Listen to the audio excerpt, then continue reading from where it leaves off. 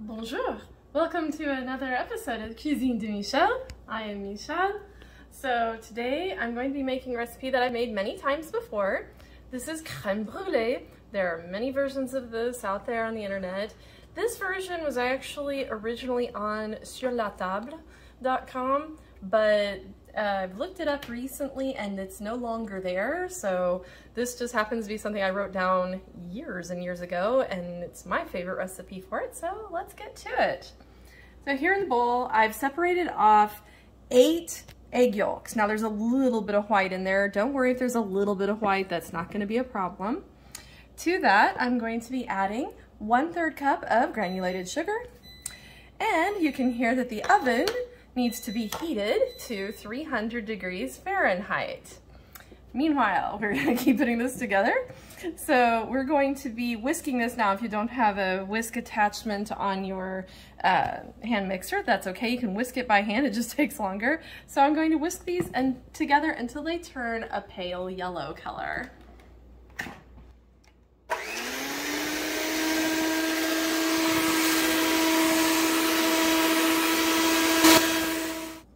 Now the color that I have on these is probably not going to show as being all that pale. It's not super pale yellow. They're only going to get a little bit more pale than your actual yolks were to begin with. To this, we are now going to be adding 2 cups of heavy cream.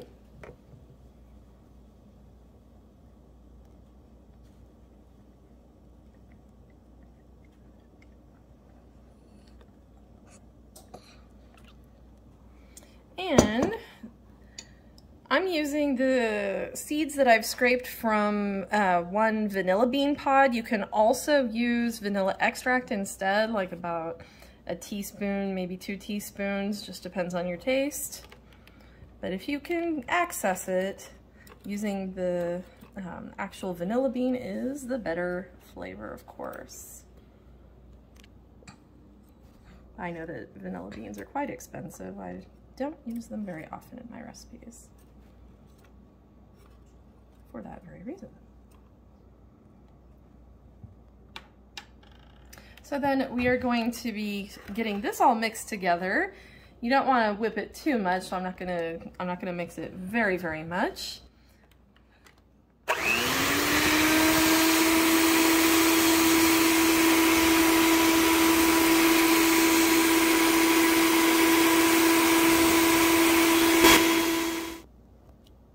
So you can see that after you've whisked this together, you're going to have bubbles that have made a foam on top. You're going to want to try to skim that off. So be really careful not to get your actual mixture and just kind of skim those bubbles off of the top. Okay, so now that I have gotten most of the foam off of here, you won't get it perfect. You just want the majority of the foam to be off of there. It's still going to have a little bit of a foam layer on top. That's okay. You're going to be portioning that out into ramekins. I've got 2 different style of ramekins here. It doesn't matter about that. It's just because. But anyway, you're going to want to put those in a metal baking pan.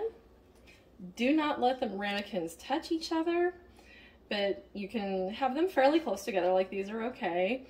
And so we're going to distribute our mixture into each one of these.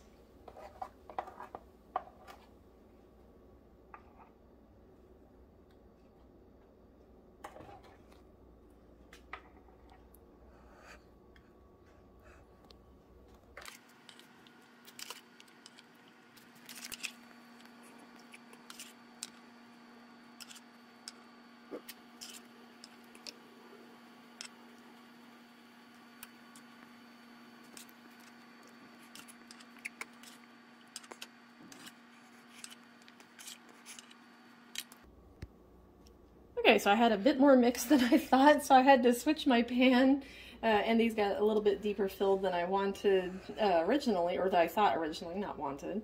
Anyway, so that's why you see a different pan here from the original shot. So what we're going to do now is we're going to take water, and we're going to be making what is called a bain-marie, and that means that you're basically kind of helping the cooking be more even, the baking.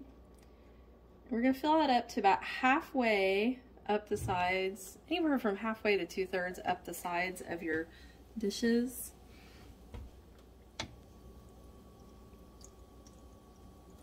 You don't want it to come up too far because then they will have a little bit more trouble baking. And it will be difficult to put them in the oven.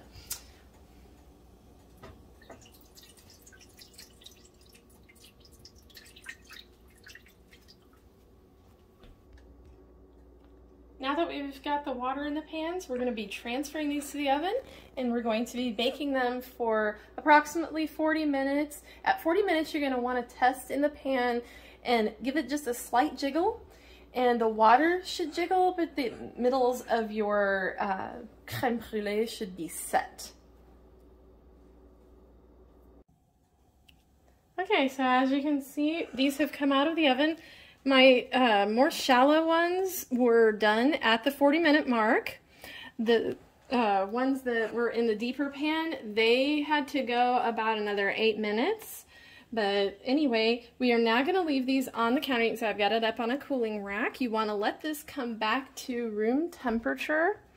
And then once it hits room temperature, you're going to want to transfer these, take them out of the bath, dry them off on the bottoms, of course, and then put them in your refrigerator for 2 hours.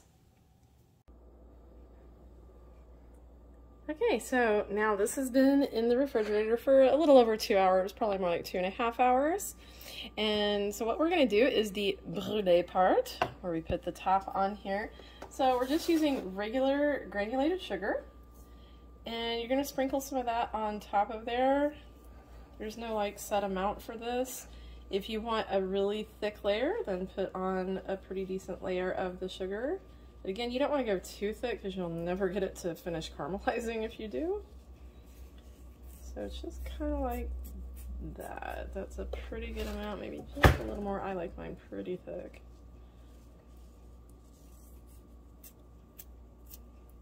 Okay, and then you can see we have a kitchen torch here. We are going to caramelize. So in order to do this, you do not want to stay in one spot all the time. But you can already see that there are caramelized sugar bubbles forming.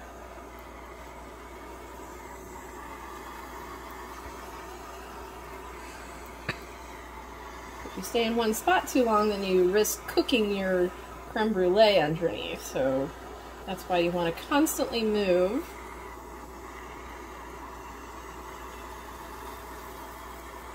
And then it depends on how dark you like yours brûlée as to how deep you want to go with this. I like mine fairly well brûlée.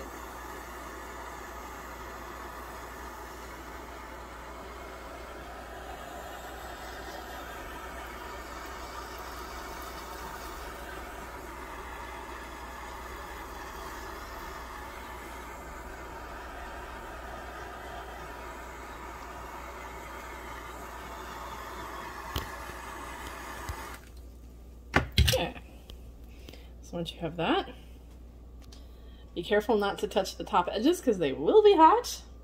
And so you're going to take this and put it in the refrigerator for a few minutes so that it can get a nice hard shell on top.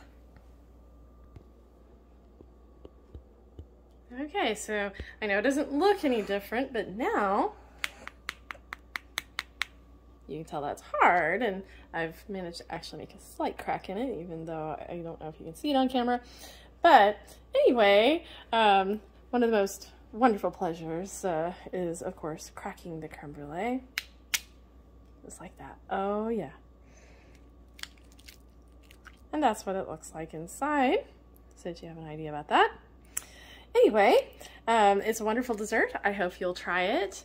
And thank you once again for joining me for another episode of Cuisine Michel. Be sure to like, share, subscribe, and comment, and we'll see you next time. Au revoir!